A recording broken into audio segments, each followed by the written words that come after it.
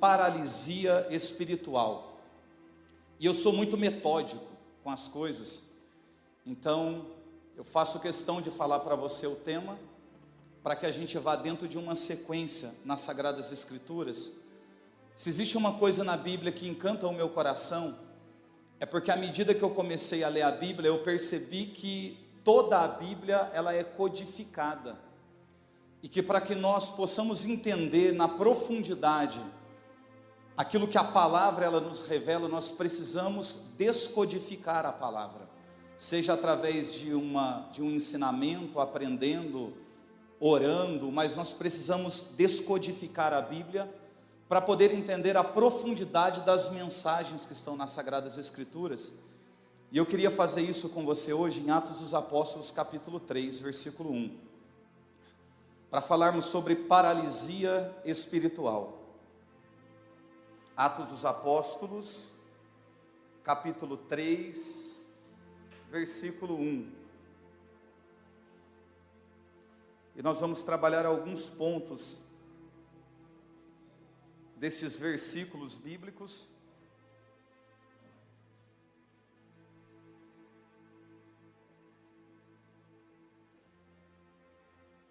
Amém?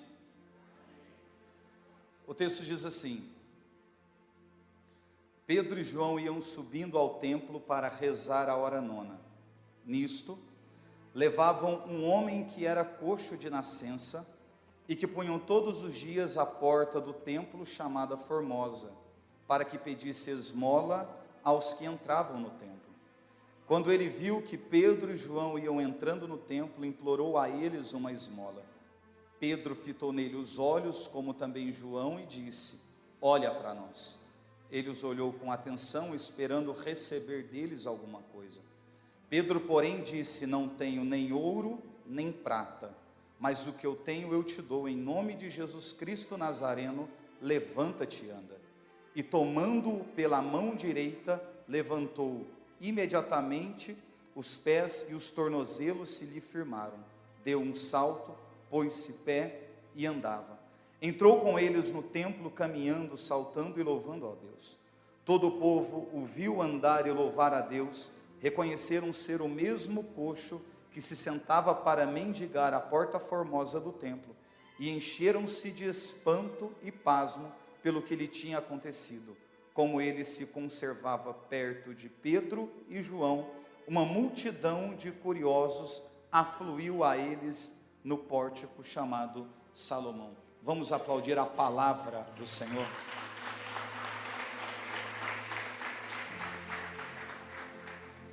Esse texto que nós acabamos de ler é um texto bem conhecido da igreja, que fala a respeito da situação da enfermidade que as Sagradas Escrituras vai nos apresentando, falando de um homem que está nessa condição há aproximadamente 40 anos, e que a Bíblia vai dizendo que ele era levado todos os dias à porta do templo chamada Formosa, para que ali na entrada do templo, na porta, ele pudesse pedir esmola àqueles que entravam no templo.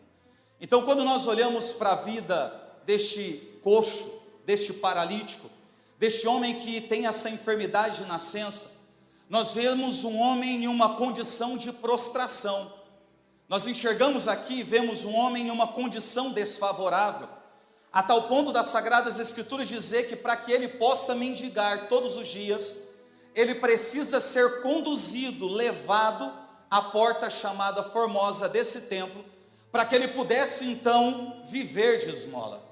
Sempre que eu olho para a vida deste coxo, deste homem na porta do templo, muitas vezes eu fico me indagando, não simplesmente pela enfermidade física, por aquilo que o impossibilita de andar, mas por conta do sentimento que ele traz dentro do seu interior, por conta daquilo que a enfermidade provocava nele. Porque muitas vezes nós vemos somente aquilo que é externo, nós percebemos somente aquilo que é visível, e nós não nos atentamos para aquilo que os nossos olhos não podem ver. Aquele homem está em uma condição desfavorável, este homem está em uma situação de vergonha. Esse homem, para poder pedir esmola, ele estende a sua mão e abaixa a sua cabeça. Ele abaixa a sua cabeça, já dizendo que ele está em uma condição que coloca ele em uma situação desfavorável. E quem que está à porta de um templo para poder pedir esmola, viver de esmola, estando em uma condição desfavorável, teria coragem de levantar a sua cabeça e olhar nos olhos de todos aqueles que entram dentro do templo para poder adorar a Deus? Ninguém. Este homem está assumindo uma condição de vergonha, este homem está assumindo uma condição de prostração, com a atitude de abaixar a sua cabeça. Ele está dizendo que ele está vivendo tempos na sua vida de vergonha. Mas a Bíblia diz que Pedro e João, eles iam subindo ao templo à hora nona para poder fazer a sua oração. E aquilo que mexe com o meu coração é justamente quando a palavra nos revela a condição desfavorável que esse homem está, a enfermidade que ele tem, a vergonha de estar pedindo esmola na porta do templo. E a Bíblia vai dizendo que subiam ao templo Pedro e João à hora nona, para poder fazer aquilo que eles faziam de costume, que era adorar a Deus. Quando eu olho para Pedro e João que sobem, eu preciso entender o que está acontecendo nesse texto aqui. Porque quando nós olhamos para a figura de Pedro, nós entendemos que Pedro significa pedra, e que a pedra representa a igreja de Cristo. E quando nós olhamos para a vida de João, discípulo, nós entendemos que o significado do nome de João é misericordioso, é agraciado, é o Deus que perdoa. Portanto, quando eu olho para Pedro e olho para João, eu não vejo Pedro e João subindo ao templo à hora nona, pelo contrário, eu vejo a igreja da misericórdia, eu vejo a igreja da graça, que vai subindo ao templo para poder fazer as suas orações à hora nona. A hora nona é às 3 horas da tarde, que também é a hora da misericórdia, que é o momento que acontecia os sacrifícios dentro do templo. Eu estou enxergando aqui agora uma igreja da graça, a igreja da misericórdia, que sobe às 3 horas da tarde para poder tirar um homem de uma condição desfavorável. Entenda, não é simplesmente Pedro, não é simplesmente João, mas é a igreja da graça, é a igreja da misericórdia que vai subindo, porque essa igreja, ela está em ascendência, esta igreja, ela está em subida, essa igreja, ela está caminhando em direção a Deus, ela está subindo através de Pedro, que é a pedra, que é a igreja, e tem a sua característica revelada em João, que é o perdão, que é a misericórdia, que é a graça, a igreja que perdoa, a igreja da graça, a igreja da misericórdia, está entrando no templo, e aquele paralítico toma uma atitude, estender a sua mão, para poder fazer aquilo que ele fazia, costumeiramente. Charles, o que ele fazia? Pedir esmola.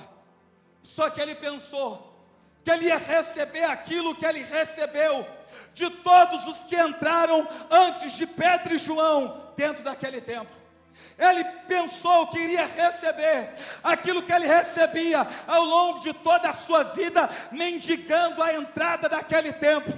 Mas quando ele abaixa a sua cabeça, e quando ele estende a sua mão, para poder pedir uma esmola, ele estende a mão, e diz que o ato de estender a mão, chamou a atitude de Pedro, e chamou também a atitude de João, porque é sempre assim, os fracos, os miseráveis, os cansados, os abatidos, os entristecidos, aqueles que estão pelo caminho, são aqueles que conseguem chamar a atenção da igreja da misericórdia. E quando ele estende a mão, querendo receber alguma coisa, a Bíblia diz que a igreja para, não é Pedro, não é simplesmente João, mas é a igreja que para e olha para aquele paralítico, e a primeira coisa que a igreja faz é dizer para ele: olha para nós. A igreja está tirando aquele homem de uma condição de vergonha que ele está vivendo. Eu quero profetizar na tua vida nessa tarde. Você pode ter vindo para cá como aquele paralítico que foi à porta chamado Formosa, porque a Bíblia diz que ele foi levado, ele foi carregado.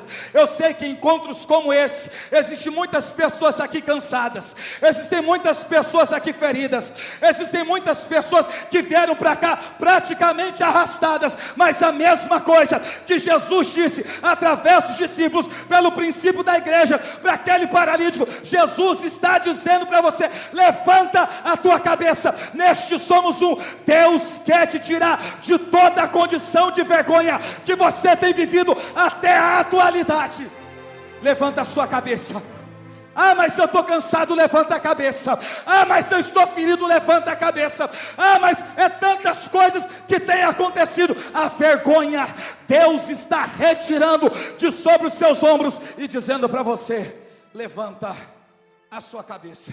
A primeira atitude da igreja é tirar a vergonha daquele paralítico. Aquele paralítico, ele não representa uma pessoa, porque a Bíblia diz que ele tem aproximadamente 40 anos. Ele tem aquela enfermidade de nascença. Como bem já foi dito aqui, 40 representa na Bíblia uma geração. Esse paralítico, ele representa uma geração coxa. Esse paralítico representa uma geração que está mendigando coisas espirituais nas portas do templo na atualidade. Esse paralítico representa aquelas pessoas que estão à igreja, elas até vão todos os dias, mas só vão porque estão sendo carregadas e conduzidas por outras pessoas. Esse coxo representa uma geração, e Deus agora, através da igreja, está parando diante dessa geração enferma, diante dessa geração paralisada espiritualmente, está tirando dela a vergonha para poder ter relacionamento com ela. Quando eu olho para esse coxo que representa uma geração, eu me lembro daquilo que Deus fez na vida de Moisés, quando lá no Êxodo capítulo 3, Moisés vai para além do deserto e vê aquela sarça que ardia em brasas e não se consumia, e diz que Moisés disse no seu interior: eu vou me aproximar para contemplar esse extraordinário espetáculo e saber porque a sarça não que se consome. E quando Moisés foi se aproximando daquela sarça, Deus falou do meio da sarça dizendo para Moisés: Moisés, tira a sandália dos teus pés, porque o lugar que tu te encontras é uma terra santa. Eu entendo aquilo que Deus está fazendo com Moisés. Deus diz para Moisés: filho, antes de se aproximar, antes de ter relacionamento, antes de ter contato, antes de ter comunhão, antes de ter proximidade, tira as duas sandálias dos teus pés. O que essas sandálias significam? A ponto de Deus não querer que Moisés se aproxime dele com a sandália nos pés, é aquilo que representa a vida de Moisés, porque quando nós falamos dos pés dos homens, biblicamente, nós falamos de caminhada, de peregrinação e de santidade. É os lugares aonde a planta dos nossos pés tocaram. Os primeiros 40 anos da vida de Moisés, ele viveu no Egito, ele viveu uma mentira no Egito, porque ele era um hebreu, mas vivia uma vida principesca. Foi 40 anos, a primeira geração de Moisés foi uma geração vivendo na mentira. Quando ele saiu do Egito, ele foi para a casa do seu sogro. A segunda geração que Moisés está vivendo, que é até os seus 80 anos, é uma geração aonde Moisés está acomodado. Deus está dizendo para Moisés, diante daquela sarça: eu não posso ter relacionamento com uma geração mentirosa, eu não posso ter relacionamento com uma geração acomodada. Então tira a mentira dos seus pés, tira a acomodação dos seus pés, depois você se aproxima daqui, porque este lugar é uma terra santa. E Moisés tirou 40 anos, ele deixa para trás de Egito de mentira, e ele deixa mais 40 anos para trás, que é a vida de comodidade que ele estava vivendo na casa do sogro. Aí Moisés tem 80 anos, e agora ele vai se aproximar de Deus, para que Deus possa ter relacionamento com Moisés. A mesma coisa está acontecendo com esse homem de 40 anos, que está naquela porta do templo, que é uma geração paralisada, que é uma geração que não progride, que é uma geração que está mendigando e vivendo debaixo de vergonha. Aí a igreja, através de Pedro e João, vai olhar nos olhos dele, vai tirar da vergonha, e quando ele estende a mão, a Bíblia diz que Pedro estendeu a mão e tomou aquele paralítico pela mão direita. Isso mexe comigo. Porque o primeiro contato é um olhar profético, olhando para ele dizendo: ei, olha para nós. Quando o paralítico olha nos olhos de Pedro e também de João, ele sai da condição de prostração e de vergonha. A segunda coisa que a igreja faz é estender a mão para aquele que está caído, é estender a mão para aquele que está mendigando, é estender a mão para aquele que não pode caminhar sozinho. A terceira coisa que a igreja faz é colocar aquele que está caído de pé. E a quarta coisa que a igreja faz, porque a Bíblia diz que quando Pedro tomou pela mão direita e puxou aquele paralítico para cima, que os seus tornozelos se lhes firmaram. É isso que o Senhor faz. Primeiro ele olha nos olhos, ele tira da condição de vergonha, ele estende a mão, tira da condição de prostração, os seus tornozelos se firmam, porque a partir de então, Deus vai te dar a condição de você poder caminhar sozinho. A obra que Deus faz nunca é pela metade.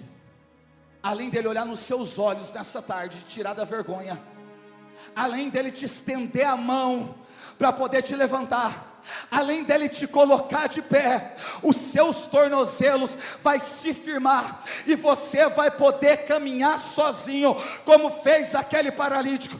Diz que ele estava à porta do templo chamado Formosa. Que lugar é esse, Charles? Era uma porta de aproximadamente 25 metros de altura, por 21 metros de largura. A porta era praticamente toda de bronze, mas essa porta ela era trabalhada em ouro e prata.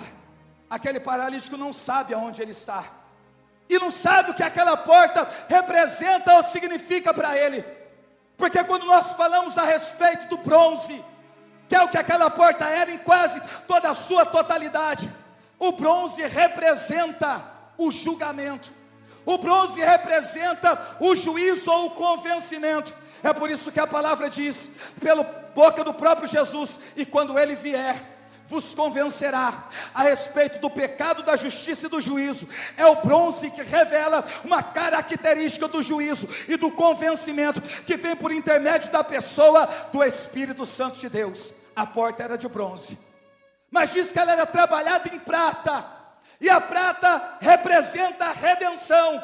Então aquela porta revela o próprio Cristo, que é a redenção do sacrifício vicário. E aquele ouro que era trabalhado na porta representa a divindade de Deus. Ele está diante do mistério da Trindade e não sabe o que isso significa, porque o bronze representa o Espírito, a prata representa Jesus Cristo, e o ouro representa a figura do próprio Deus. Agora esse paralítico, ele precisa passar por aquela porta, uma porta que ele esteve diante dela e nunca reconheceu quem ela era. É por isso que Jesus vai dizer: eu sou o caminho, a verdade e a vida. Por que Jesus vai falando a respeito dessas características? É porque lá no Antigo Testamento, na época que Deus pediu para que Moisés fizesse o tabernáculo, para que você pudesse adorar a Deus, para que você pudesse entrar dentro do templo, como aquele paralítico está agora com disposição para fazer, você passava o átrio do lado de fora, depois passava o átrio interior, e você passava por 3 portas. A primeira chamava-se caminho, a segunda chamava-se verdade, e a terceira porta chamava-se vida. Jesus está dizendo: eu sou o caminho, a verdade e a vida. Foi o próprio Cristo quem disse: ninguém vai ao Pai se não for por mim. Está acontecendo que este paralítico, a partir de agora, ele precisa passar por essa porta, para que ele entenda o que é caminho, verdade e vida. Charles, o que isso significa? É que a partir de agora, ele precisa caminhar em Cristo, ele precisa caminhar no Espírito, precisa andar na verdade, que é Jesus Cristo, para poder receber a vida que é do próprio Deus. Há um mistério acontecendo e ele não sabe, diante daquela porta chamada Formosa. Por que a porta se chama Formosa? Por conta daquilo que ela revela, por conta daquilo que ela mostra, por conta daquilo que ela traz. É o mistério da Trindade revelado do lado daquele que está caído. É o que nós pensamos muitas vezes, quando você está fraco, cansado, desanimado, abatido, entristecido.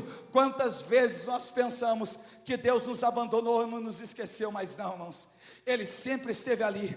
e agora aquele paralítico precisa entrar para dentro do templo para poder adorar a Deus. Aí eu entendo o que está acontecendo com ele, porque a Bíblia diz que ele é levado e ele fica à porta, ao mesmo tempo que ele vê o que acontece do lado de dentro, ele também vê o que acontece do lado de fora. O lado de fora do templo representa a primeira vinda do nosso Senhor, o lado de dentro do templo representa a sua vinda gloriosa, porque onde ele se revela é do lado de dentro, e do lado de fora é onde está o contexto secular. Por isso João 3, capítulo 16 vai dizer: de tal maneira Deus amou o mundo, que deu o seu Filho único, para que todo aquele que nele crê, não pereça, mas tenha vida eterna. Ele está entre a primeira vinda, e ele está entre a segunda vinda, ao mesmo tempo que ele olha para o mundo, ele olha para as coisas espirituais. Aí eu preciso olhar para aquilo que diz São Bernardo de Claraval.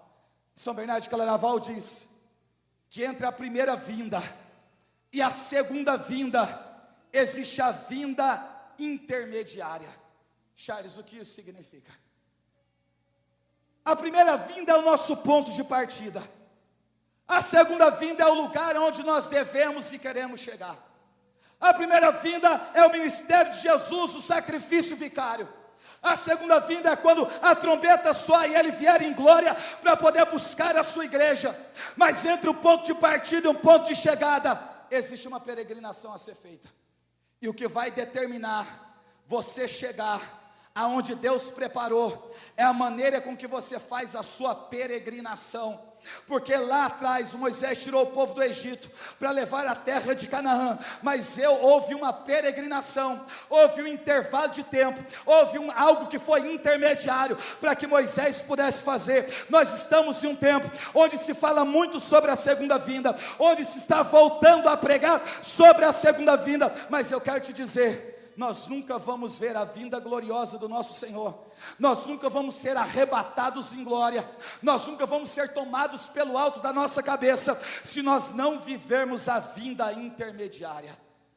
Porque aquilo que vai acontecer na segunda vinda de São Bernardo de Claraval, está acontecendo todos os dias na igreja, e a igreja não percebe. Jesus se revela na sua glória, através de uma pregação, e nós não percebemos, isso é vinda intermediária. Jesus revela a sua glória numa canção que nós cantamos como instante, mas nós não percebemos, mas isso se chama vinda intermediária.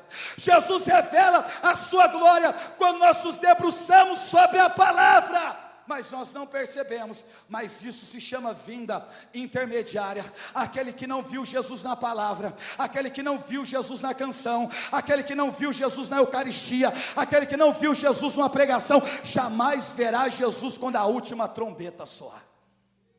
Toma cuidado com a vinda intermediária, antes de se preocupar com a segunda. Como está a tua peregrinação? Você está na porta do templo, ao mesmo tempo que você olha para o que acontece do lado de dentro, os seus olhos ainda contemplam aquilo que está do lado de fora. Charles, e por que isso acontece? Porque nós fazemos parte de uma geração paralítica, que está paralisada espiritualmente. E eu fui tentar estudar, para fazer algumas comparações, acerca daquilo que a igreja está vivendo na atualidade, com aquilo que realmente acontece com uma pessoa que sofre por algum tipo de paralisia, seja ela qual for. Para que uma pessoa ela nasça com uma enfermidade, ou para que ela tenha algum tipo de paralisia, desse pórtico, desse tipo, na maioria das vezes acontece no ventre. A primeira condição são os traumas. O trauma é aquilo que gera uma paralisia no feto. Então todo trauma que chega, ele paralisa. Todo trauma que chega, ele acorrenta, ele sufoca, ele deforma, ele desfigura. A paralisia ela pode ser causada pelos traumas, a paralisia ela pode ser causada pela contaminação, ou ela pode ser causada por um acidente depois do parto ao longo da sua vida. Existem pessoas paralisadas dentro da igreja por causa dos traumas. Porque enquanto você estava sendo gerado, gestada para Deus, os traumas te alcançaram e você não desenvolveu como deveria ter desenvolvido. E aí você não cresceu como deveria ter crescido, porque o trauma chegou até você. Então você nasceu com algum tipo de deformação, com algum tipo de paralisia. Em outros casos, é quando você é contaminado ao longo da gestação. É o tempo que você está sendo gestado ainda dentro da igreja, dando os primeiros passos. Mas você já é contaminado pelas palavras que vêm de fora, por aquilo que dizem ao seu respeito, por tudo aquilo que levantam até mesmo contra a vontade de Deus e a igreja. Então a contaminação chega e você não desenvolve. Outros, os traumas não alcançaram. A outros, a contaminação não alcançou. Mas quando estiveram ao longo do seu percurso, na sua caminhada, se acidentaram. E aí o acidente trouxe uma paralisia, como alguém que de repente sofre um acidente, não pode mais andar, não pode mais falar. Existem pessoas que estão paralisadas, porque se acidentaram ao longo da sua caminhada com Deus. E aí eu separei 7 tipos de sintomas de uma paralisia física, comparando com paralisia espiritual, que seja ela causada por traumas, seja ela causada por infecção, ou seja ela causada por acidente, que é uma das coisas que pode provocar em nós. A primeira coisa que pode acontecer conosco é a perca da visão.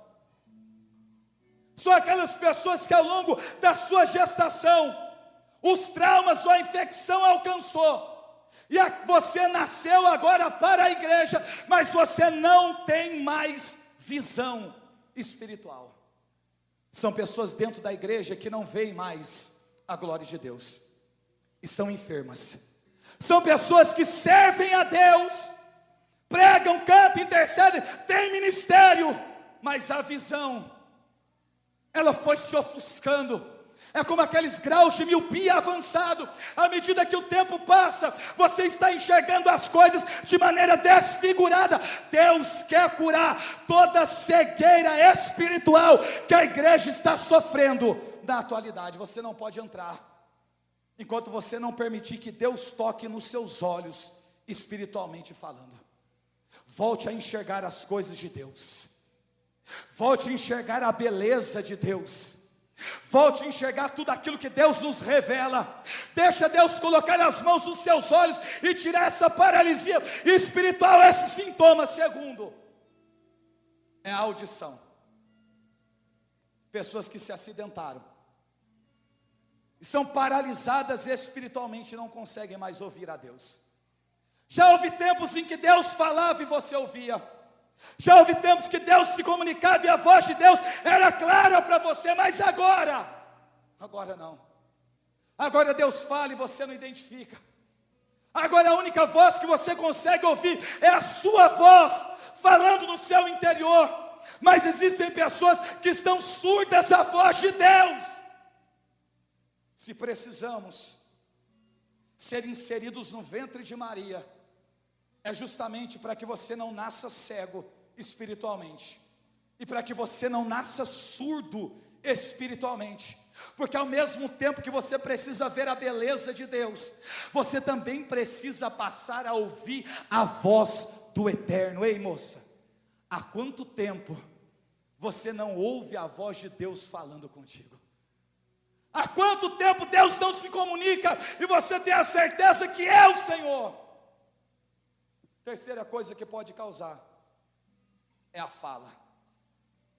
Porque muitos que nascem com paralisia têm dificuldade de comunicação, têm dificuldade na fala, o argumento é embolado.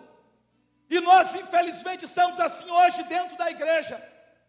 Nós deixamos de falar aquilo que Deus pede para que falemos. E nós estamos dando às pessoas aquilo que nós entendemos como certo. É como se nós vivêssemos na atualidade, desculpe a expressão, mas uma torre de Babel. Cada um fala uma língua, cada um fala um idioma, cada um corre para o lado. E desculpe eu ser mais claro para você aqui, eu não gosto de algumas coisas que têm acontecido no nosso meio. Uma língua é cada um indo para um lado, é cada um arrastando para um canto. E eu fico imaginando quando que nós vamos passar a falar a língua do Evangelho.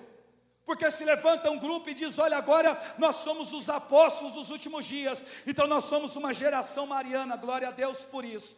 Mas agora nós somos aquele que nós nos levantamos como os apóstolos que pregam o avivamento, então tem agora a turma do avivamento. E aí depois se levanta a turma dos apologetas, aí depois se levanta a turma dos missionários, e cada um fala uma língua e um idioma. E eu fico pensando, meu Deus, em que isso agrega? Em que isso agrega? Toda essa linguagem, na verdade, ela é uma só. Mas para aqueles que puderam ou que quiseram passar no ventre de Maria, porque para quem não quis, cada um vai falar o seu próprio idioma, e Deus quer curar na igreja, na atualidade, a nossa fala, o nosso argumento.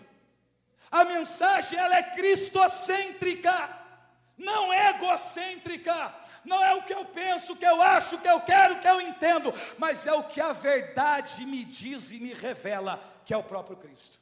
Deixa o teu argumento de lado e comece a falar aquilo que está no coração de Deus. Não levanta a bandeira, meu irmão, prega o Evangelho, fala aquilo que Deus te pede, e os frutos em nome de Jesus, eles serão produzidos, e como diz a palavra, frutos que permaneçam. Outra coisa que Deus quer tocar, além da nossa audição, além da visão, além da fala, é a nossa aprendizagem. Porque a pessoa que nasce paralisada, com algum tipo de problema, ela tem dificuldade de aprendizagem, de aprender acerca das coisas espirituais. Quantas pessoas que nós conhecemos que estão paradas no tempo porque não aprendem. Sabe por que não aprendem? Porque o orgulho chegou. E a Bíblia diz que o orgulho é a raiz de todos os males. A Bíblia diz que o orgulho precede a queda. E como eu vou crescer, irmãos? Como eu vou aprender? Outro dia, em uma conversa, eu estava calado, quieto, e alguém disse: Charles, você precisa falar. Eu disse: não, eu não quero, eu quero ficar calado. Não, irmão, está todo mundo falando, você precisa falar. Eu disse: não, eu prefiro ficar calado. Mas por que toda hora que junta uma roda você fica calado? Eu disse: porque eu aprendi uma coisa, lendo a espiritualidade monástica, porque quem fala está ensinando, e quem ouve está aprendendo. E eu tenho muito mais para aprender do que para ensinar. Então eu prefiro ficar calado. Eu prefiro calar, prefiro silenciar. Eu tenho muito mais para aprender do que ensinar. Quando muita gente fala numa roda, é todo mundo querendo ensinar e ninguém querendo aprender. Nós não queremos mais aprender na atualidade, irmãos. Ou aprendemos somente aquilo que queremos. Os pregadores da atualidade, eles são estudiosos, dedicados, conhecem de Bíblia, conhecem a sagrada tradição, recitam com precisão frases da vida dos santos. É como se nós nos tornássemos de alguma maneira profissionais daquilo que nós estamos fazendo, mas nós queremos só ensinar. Eu leio porque eu tenho que pregar, eu decoro porque eu tenho que palestrar, eu quero porque eu preciso ensinar. Mas quem está se debruçando sobre a palavra, sobre um livro, sobre a vida do santo, porque na verdade quer aprender, porque na verdade quer crescer, porque Santa Teresinha diz, porque São Francisco Xavier diz, porque Teresa de Ávila diz, porque o Papa João Paulo II diz. Mas o que você está dizendo? O que eu estou dizendo?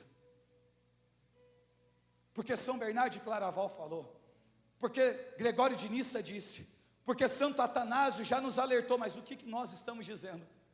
O que nós aprendemos? Do que nós estamos nos alimentando? Será que essa geração, ela tem disposição para aprender? Desculpe a franqueza, não tem, porque essa geração está enferma.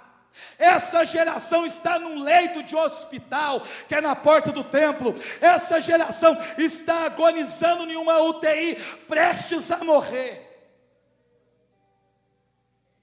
porque está paralisada espiritualmente. Eu não vim, irmãos, aqui com disposição de pregar para você, para que você dê glória a Deus, não. Eu vim com disposição de pregar para você, para levar você a uma reflexão, para levar você a uma mudança de conduta, para você olhar para dentro do seu interior e entender desses sintomas o que tem me atacado. Foi dito aqui que precisamos fechar brechas. Que brecha você precisa fechar? Aí você não aprende mais, aí afeta a aprendizagem. O quinto, atraso no desenvolvimento. Quantas pessoas eram para ter crescido, para ter avançado, para ter progredido, para ter caminhado, mas estão atrasados no desenvolvimento. São pessoas que não conseguem mais desenvolver. Mas sabe por quê? Porque o desenvolvimento está ligado com o tipo de alimentação que nós recebemos, ela física, e com aquilo que nós aprendemos. Se o desenvolvimento for intelectual, o que você tem ouvido e de que você tem se alimentado para você estar tão atrasado como você está nas coisas de Deus? Pessoas que eram para estar pregando, pessoas que eram para ter assumido ministérios, pessoas que eram para ter avançado, mas não conseguiram, porque foram paralisadas. Deus está te tirando nessa tarde dessa paralisia que você está vivendo, e Ele está dizendo para você, você que entende que ficou para trás, você entende que está atrofiado e não consegue caminhar, o próprio Deus está indo ao teu encontro, te estendendo a mão, como fez para aquele paralítico na porta do templo. Outra causa, musculatura fraca. A musculatura é aquilo que nos deixa eretos de pé. A musculatura é o que nos coloca em movimento. A musculatura é o que nos dá agilidade. A musculatura é aquilo que faz o homem e a mulher forte fisicamente falando. E aí se a enfermidade chegou, a paralisia espiritual, e a sua musculatura está atrofiada, é porque você não tem mais forças para caminhar. Quantas pessoas teriam coragem aqui de levantar a sua mão dizendo que estão fracas? Levante a mão. Deus seja louvado pela tua vida, porque eu sei que não são poucas pessoas fracas, mas são fracas por uma questão de natureza, não é isso. A Bíblia diz que Deus não nos deu um espírito de timidez, mas de fortaleza.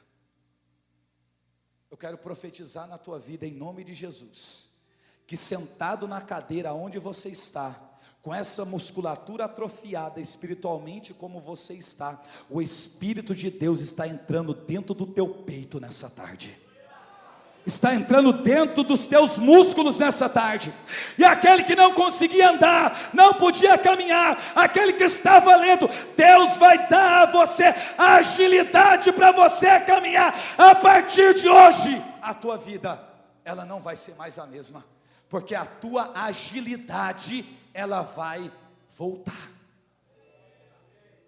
Está trabalhando na tua musculatura, para você permanecer de pé firme. Quando eu vejo Maria de pé, a Bíblia diz ereta aos pés da cruz. O que a Bíblia diz? Ela é forte. Por isso que uma das traduções do nome de Maria é a forte, porque ela se manteve de pé, ereta, diante da cruz, vendo o que aconteceu com seu filho, o mesmo que aconteceu com Nossa Senhora. O Espírito do Senhor vai fazer acontecer com você diante dos problemas que você vai ter que enfrentar a partir do Somos Um. Você vai permanecer firme, de pé, ereto, diante dos problemas. Sabe por quê? Porque a tua musculatura não será mais a mesma. Último ponto, além de afetar na musculatura, afeta, por último, na nossa postura. Porque aquele que nasce com deformidade, ele não tem uma postura adequada. São mais arcados, encurvados, atrofiados. E quantas pessoas que se acidentaram ao longo do caminho na sua vida na igreja, e elas perderam a postura. a retidão. Deus quer devolver à igreja, nesses últimos tempos que nós estamos vivendo, a sua postura. Charles, que postura é essa? Postura de santidade. Santidade. De pé, de cabeça erguida, com a musculatura firme, ouvindo a Deus, falando o que Deus pede, crescendo espiritualmente. Mas Deus quer endireitar a postura da sua igreja na atualidade. E aí Jesus vai dizer, porque aquele paralítico agora precisa passar por aquela porta para entrar no templo. E Jesus disse: ninguém vai ao Pai se não for por mim. A porta é o que dá acesso de um lugar para o outro. Para chegar em Deus, existe uma porta de acesso chamada Jesus Cristo. Mas para chegar em Jesus Cristo, existe uma outra porta de acesso, que é mais formosa do que aquela do templo, que tem muito mais bronze do que aquela do templo, que é muito mais trabalhada no ouro e na prata do que aquela do templo. Porque Apocalipse capítulo 12 vai dizer que houve em seguida um sinal, um grande sinal no céu. Que sinal é esse? É uma mulher revestida do sol. Que sol é esse? É a prata da redenção. A lua debaixo de seus pés representa o bronze do Espírito, que é a justiça. E ela trazia na sua cabeça uma coroa dourada, que revela a divindade do próprio Deus. Existe uma porta formosa chamada Maria, que dá acesso a Jesus Cristo. A Jesus Cristo.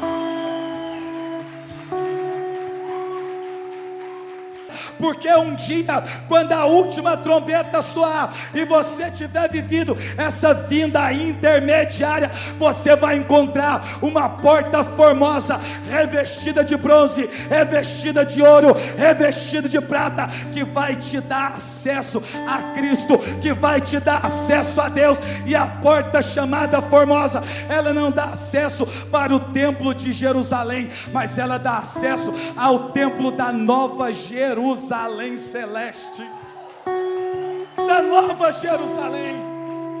Nossa Senhora é a porta formosa do templo. Irmãos, se existe um lugar aonde o coxo, aonde o paralítico, aonde o surdo, aonde o mudo, aonde aquele que não tem mais postura, aonde aquele que está envergonhado precisa estar, é a porta do templo que conduz à Nova Jerusalém celeste. Hoje não é Pedro e João pegando na sua mão, mas é Nossa Senhora te estendendo a mão para poder te conduzir para dentro do templo nessa tarde, estendendo a mão e dizendo: vem. Porque hoje você vai ser escondido dentro do ventre de Nossa Senhora. Sabe por quê? Porque se o ventre que te trouxe, que te colocou no mundo, espiritualmente falando, eu estou te dizendo, diante de tudo que você aprendeu ao seu início da sua vida com Deus, trouxe a você deformidades. Se a você ingressar na sua vida cristã, os traumas te alcançaram, a contaminação te alcançou, ou mesmo você tendo nascido, você se acidentou, você vai ser introduzido ao longo desses dias no ventre de Nossa Senhora, porque Nossa Senhora, ela jamais vai gerar filhos imperfeitos.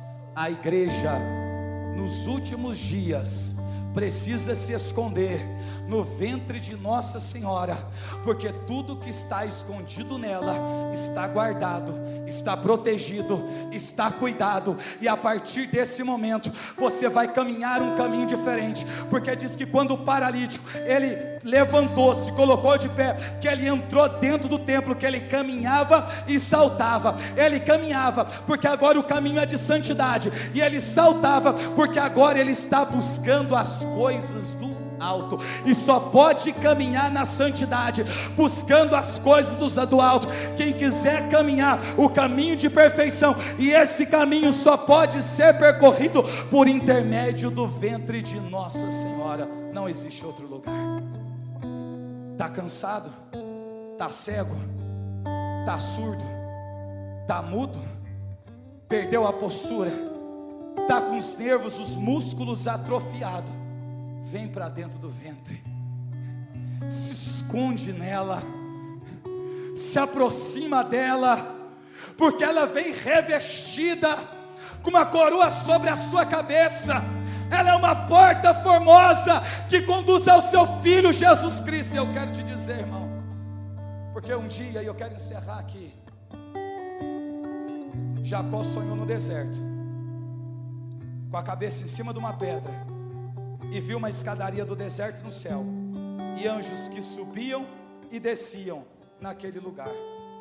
Eu não consegui ver uma escadaria ligada, o Somos Um, até o céu, mas eu vejo uma porta formosa aberta para todos aqueles que quiserem entrar ao longo desses dias. Ela está te chamando, de detalhe, porque existem pessoas que estão como aquele paralítico, a situação é tão extrema, que não podem nem sequer caminhar sozinho, ou com as suas próprias forças, terem alguma reação. Nossa Senhora, ela vai fazer o que fez Pedro e João na porta daquele templo. Ela vai parar diante de você, nesse cortejo em subida, vai olhar nos teus olhos, te estender a mão, te colocar de pé, te dar estrutura para você caminhar, para que quando você entre dentro do templo, você possa adorar ao Deus que fez os céus e a terra. E aí eu penso, o paralítico entra, salta, caminha, salta, e a Bíblia diz que ele louva a Deus, e que todo mundo ficou espantado com o que aconteceu com o paralítico, e a Bíblia diz assim, e de como ele se conservava perto de Pedro e João. Pedro representa a igreja, João, uma característica que é a misericórdia, que é o amor, que é a graça. Aquele paralítico, agora ele está conservado na igreja. Se você quer ser conservado, não quer apodrecer, não quer embolorar, não quer estragar, nesses dias que ainda nos restam, nessa peregrinação aqui nessa terra, você precisa com urgência se esconder no ventre de Nossa Senhora, se aproximar de Jesus Cristo, para poder contemplar a nova Jerusalém celeste, porque para nós não existe outro caminho. E aí aquele paralítico poderia dizer aquilo que nós cantamos antes da pregação: se ninguém adorar, se ninguém adorar, se ninguém adorar. Sabe por que que ele vai?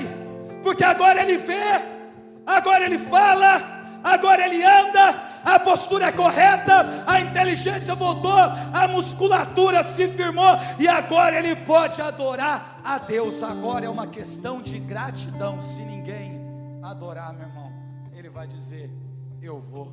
Sabe por quê? Porque ele é grato a tudo que aconteceu na porta do templo com ele. Você não vai mais ter que mendigar coisas espirituais a partir de hoje. Quero encerrar pela segunda vez dizendo que Pedro disse: não tenho nem ouro e nem prata. Mas espera aí, Charles, o ouro não é Deus, a prata não é o Cristo. Mas aí Jesus disse: não fostes vós que me escolhestes, mas eu que escolhi a vós. Não sou eu que tenho o ouro e a prata, é o ouro e a prata que me tem. É assim que a gente vai viver a partir de hoje. Vamos ficar de pé para nós rezarmos.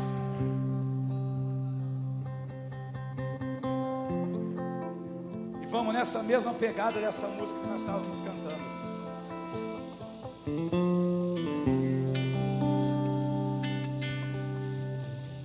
Eu quero que nessa tarde, nessa oração que nós vamos fazer, irmãos,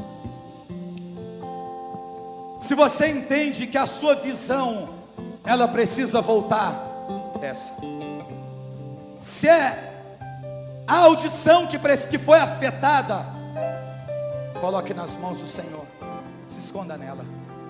Se é a comunicação, a fala, peça para tocar como os lábios de Isaías foi tocado. Se é a musculatura que enfraqueceu, a agilidade que desapareceu, pede para voltar. Se é a aprendizagem, se é o crescimento, pede a Deus para voltar a crescer. se é a postura, pede a Deus para endireitar, para colocar de pé, para tocar na estrutura, porque nessa tarde, irmão, se ninguém quiser adorar, nós que resolvemos nesses 5 dias ficar com a melhor parte, nós vamos adorar, e não vamos adorar mendigando coisas espirituais não, mas vamos adorar como alguém que foi levantado pela porta chamada Formosa, que é Nossa Senhora, e introduzido dentro do templo. Levante as suas mãos, e eu quero que você adore, aí, não peça, adore,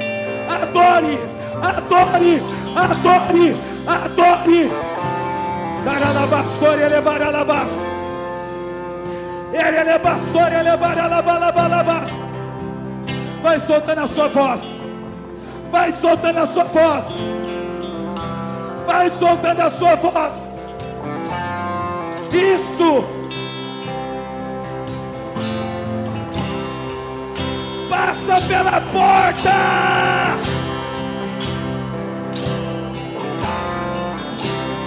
Levanta e anda. Adore, adore, adore.